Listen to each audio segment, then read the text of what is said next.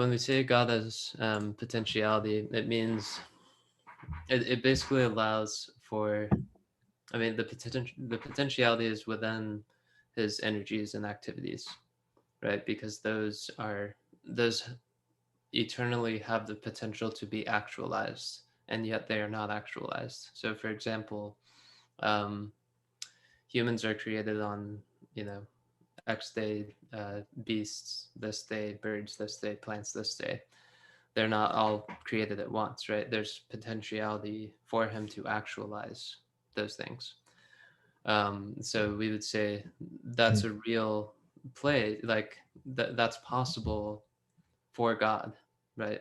It's possible for him to act and not act. Um, like he doesn't have to create eternally. Um, so therefore, we're like through Maximus's understanding of the logi, it's like there's all of these things that have the potentiality to be actualized, and that doesn't deprive them. Is it like if you have the ability, like if I have the ability to move my fist, um, you know, the ability to move my fist is not dependent on me moving my fist. So that's the problem that the East sees with absolute divine simplicity is that God is dependent on doing something to be something, and so he has to be doing that eternally in order to be that. Um, if we're saying that God is directly doing it, right? If he is the agent directly doing something, then that's why there's distinction between activities and being, in a more basic sense, I guess. Um, and then Can you say the last part again, Connor? Sorry. So you said that God's sorry, the last part you said for in order for God to do something, there has to be the distinction from to do something or not do something. Did I hear that correctly? well, yeah, I mean, if we're saying that God is doing something that he's never done before, for example, he created plants on this day, he created humans on this day, that constitutes a change in God. Like now he's someone who has created a human, and before he wasn't, and that's a problem, right?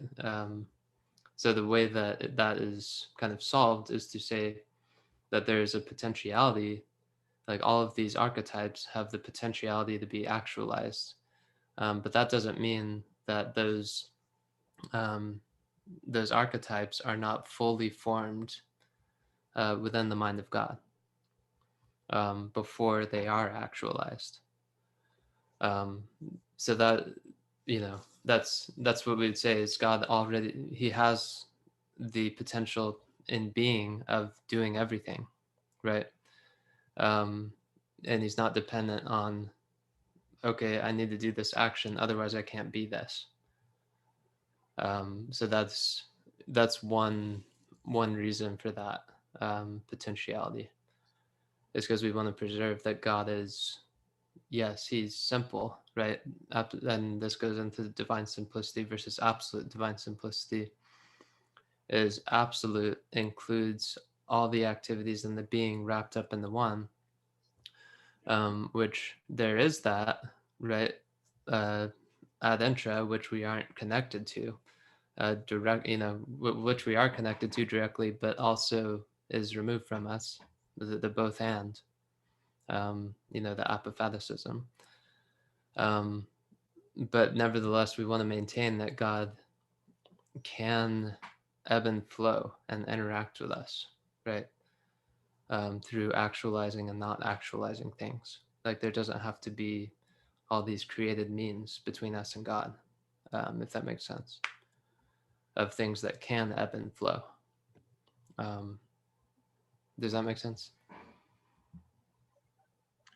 Yeah, it sounds like you're saying that God's activities, that's the energies, that those have to be basically you're saying those are contingent. Those are not something God didn't have to do that. But Um, he had, yes, yeah. It's like he didn't have to, but he always was able to end potentiality, right? If that And so makes you think you have to say that God, but at the same time, it seems like you're saying that God's essence doesn't have potentialities or something. yeah,